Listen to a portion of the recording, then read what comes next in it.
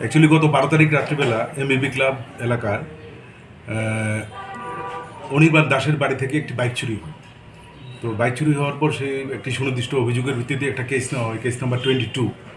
তো সেই অনুযায়ী পূর্ব থানাতে একটি টিম গঠন করা হয় বাইক এবং সেই চোরকে ধরার জন্য।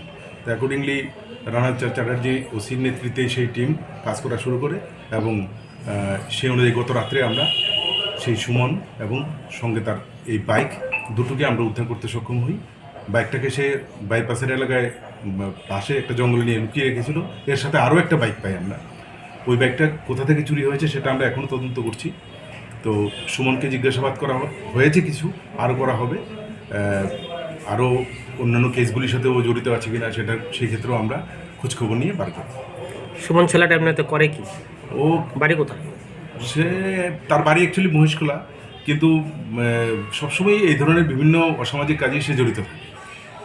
তার নামে কি আগে কোনো কেস জড়িত? হ্যাঁ, আগেও কেস আছে। সুমনের টাইটেলটা? সুমন দাস। বয়সটা 24। বাইকগুলি কবে চুরি হয়েছিল? বাইক চুরি হয়েছে 12 তারিখ, লাস্ট 12 তারিখ।